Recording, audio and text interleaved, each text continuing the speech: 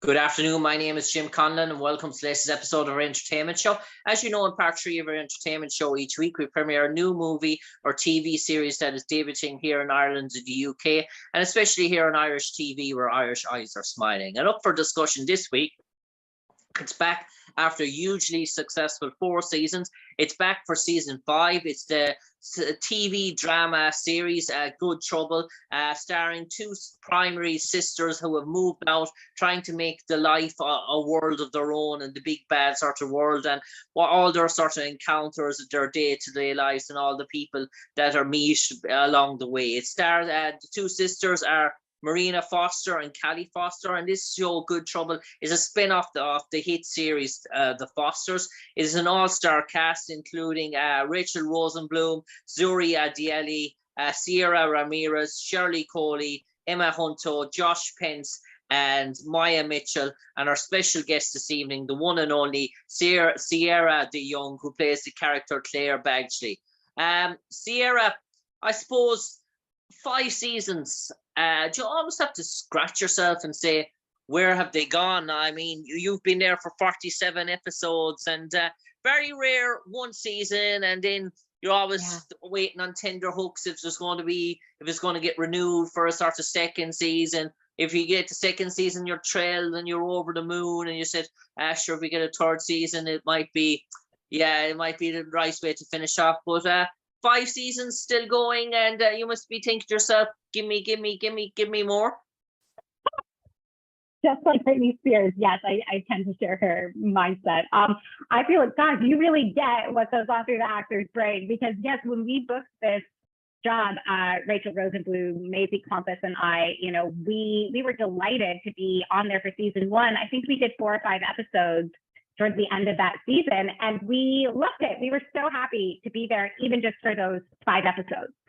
And I remember the last day at the end of season 1, the creators of the show came up to us, and they were like, "Big things for you guys, season 2. We'll see you for season 2." And we were like, "Oh my gosh, we're gonna be back for season 2." And we were so excited. And then every season after that, it has been such a joy and a delight to be invited back. And now, the 3 of us are some of the longest recurring guest cast, I think, on the show. And it's such a great family to be a part of. And we had no idea when we booked this job. We started filming fall of 2018. So almost 5 years ago is when we got the job and started working. And of course, the show started airing in the US in 2019. But yeah, it's been a long road. And these people are like my family. I feel like by the time it ends, I think it's gonna feel like graduating high school. It's like all these people who we've grown so much together. We've gotten to do so much together for all these years. I don't even want to think about it, because it's like we feel so cozy and loved there. It's a really special place to work.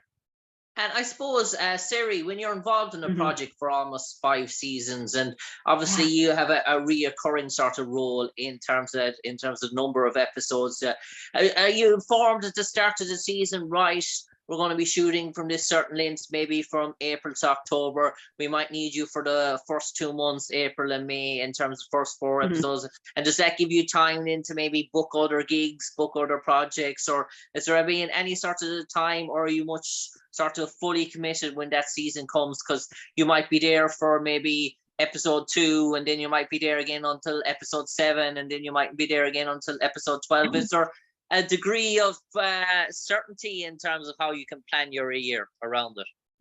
Boy, oh boy, once again, I feel like you really get it, what it's like to be an actor, because there is so much uncertainty. I'll tell you this, when I booked, so things have been sort of all over the place, to sort of like answer your question. I feel like there's how things were pre-COVID.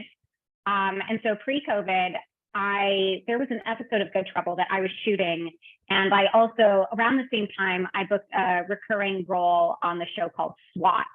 And I remember there was one week in particular where Good Trouble needed me like on Monday and Wednesday, and SWAT needed me on Tuesday and Thursday. And it was such a blessing that, like, schedule-wise, we were able to make it work. So sometimes we're able to make it work, sometimes not. Fortunately for me, in that circumstance, SWAT was a show that shoots in Los Angeles. It actually shoots at the same set of stages in Santa Clarita Studios. Okay, So I really so was. you did a quick sort of 5-minute run in your sneakers or high heels or whatever you're running on to get from set A to set B, huh? Yeah, and it was kind of funny. I joked, I was like, I should have just gotten, a hotel in Santa Clarita because it's a little outside of LA. I was like, I should have stayed up here. But yeah, so there have been times when I've been able to make those things work. There have been times when I haven't, like when a show is, in another state. And also, so COVID made that all a little trickier because, like you said, as a recurring guest cast, we're not bought for the season. We are bought per episode. And so we have like a rough idea. We get a little bit of notice about like, okay, we're going to need you for, these few episodes, and they'll kind of give us some weeks in advance. But none of it is ever guaranteed.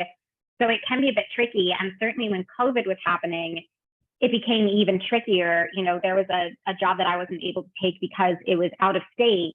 And because of COVID protocols, that just sort of added in, the days where you have to test and stuff like that. So that made it so it was like too much of a conflict and I wasn't able to do it. And I'm sure that's happened to every other cast member, so COVID made that all a bit trickier. And even all of those protocols, I feel like they've all still been in place until about, I don't know, I think it was like last week I saw that people on our show anyway, I know like different productions are handling COVID protocols differently, but on Good Trouble last week, they finally were able to, they ended the protocols. I don't think they're doing tests or wearing masks anymore, but literally up until last week, we were doing a testing protocol. So the crew members, anyone who was on set, 5 days a week, I think they had to test 2 or 3 times a week to continue. So it's a lot of time.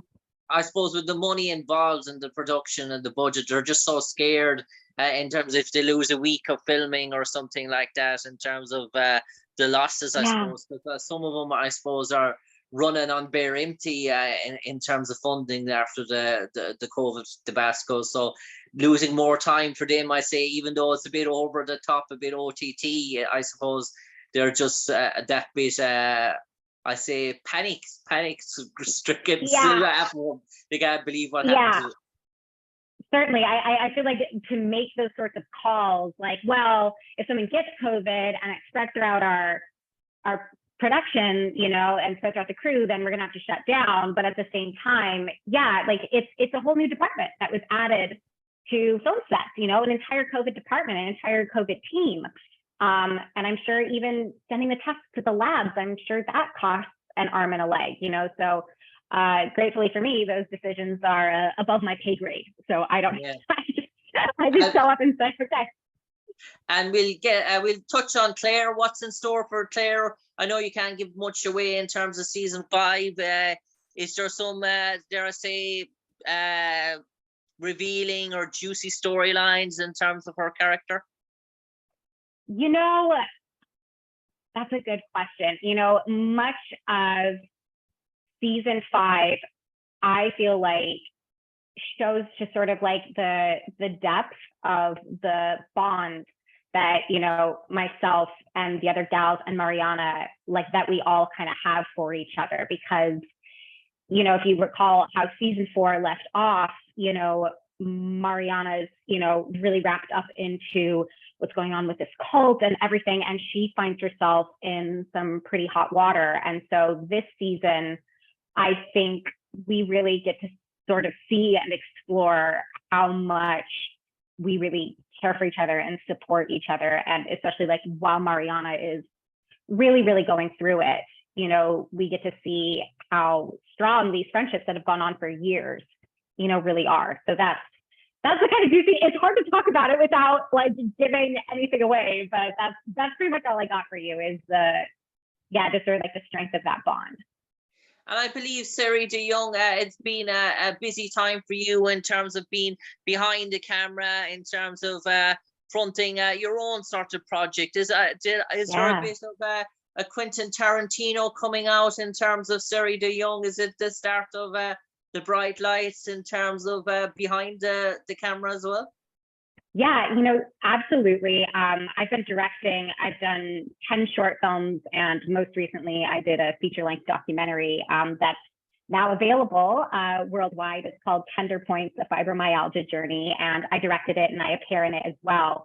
And in addition to all of that, I've been so supported by the team at Good Trouble. They've let me shadow directors a couple times, and that's an opportunity that I am so incredibly grateful for, because of course, anytime I show up to work as an actress, I'm watching the directors and seeing what they're doing. And we have so many brilliant, talented directors on Good Trouble. The episode that's about to air this week in the US, which is our spring finale, episode 10 of season 5, was directed by Laura Nisbet Peters. And she's a mentor of mine. I've shadowed her on the show. She's also one of our first ADs and just one of the most brilliant people I've ever come across. So that's an exciting episode.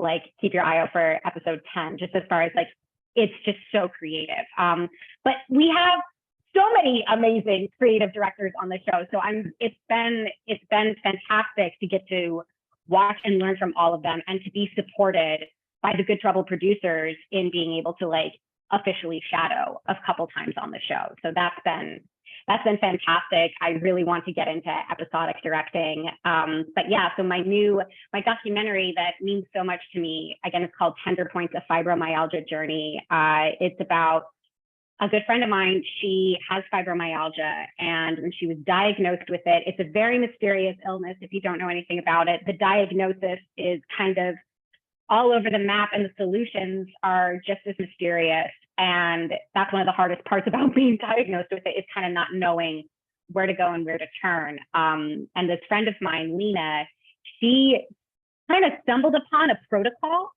after doing tons of research and trying all these different things. She stumbled upon this one protocol from a doctor, and she approached me and she was like, if I'm going to do this, I want to document it.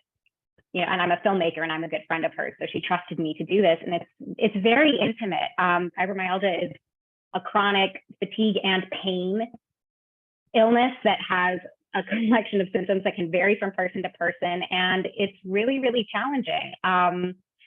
So it was a really sort of like beautiful endeavor for me to capture the strength of my friend and be able to sort of share what she went through with the fibromyalgia community that doesn't really get, it's considered an invisible illness, because it doesn't necessarily make you need a wheelchair. You don't get a rash. It's like not something you can really see with your eyes, but it also just sort of opened my eyes too to how many people live and function in this world, and we have no idea what they're physically going through. Fibromyalgia is an illness like that that's just not always obvious, and you just sort of never know what someone's battling. I feel like I'm babbling on and on, but anyway, I'm really passionate about this film, and it's now available. You can watch it on Amazon, Apple, other places. We have a website, tenderpointsdocumentary.com. So if you look it up there, you can find all of the different watch options. And Seri De Young, before we came on air, you mentioned it was in the pipeline, maybe in the near future, to visit the Emerald Isle. Is that still the case? Yes, please. Oh my gosh. Yeah, my boyfriend and I are dying to get overseas. We haven't done much international traveling lately, and we'd love to come to Ireland. So hopefully we'll be there soon. I'd love to catch up with you there. No problem, Seri. We'll be waiting for you with tender hooks. But finally, Seri De Young, for the last 30 seconds, you might enlighten all our viewers, all our listeners, why they should tune in to Channel Disney Plus on May the 31st for season 5, the opening season of Good Trouble, and what's in store for them? I'll tell you what, this season, I feel like we really get into like the deep emotional realities for all of our series regulars. I mean, every single one of them has something that they're extremely passionate about, and they are all just leading with their hearts. And this season, I feel like everyone is just really, really fighting tooth and nail to be able to live out their best lives. And I feel like it's just such a creative season. There's so much care brought into it. One of the standouts for me is our series regular, Emma Hunton. She has a really fun season ahead of us. We kind of teased at the end of season 4 that she's starting to explore what it might mean to get back into musical theater. And she has some fun stuff that she's doing in particular in season 5. But yeah, our creators, our writers are incredible. They really don't quit. They deliver like just these heart-wrenching, beautiful narratives every single episode. And season 5 is no exception. On that note, no exception indeed. Seri De Young, thanks for talking to us on the airwaves this evening to preview season 5 of Good Trouble, debuting here in Ireland in the UK on Channel Disney Plus on May the 31st. All that's left to say is from me, Jim Conlan, to you, Seri De Young, stay safe, take care, God bless, and hopefully speak to you in the near future. Seri, take care. Thank you. Thank you so much, Jim.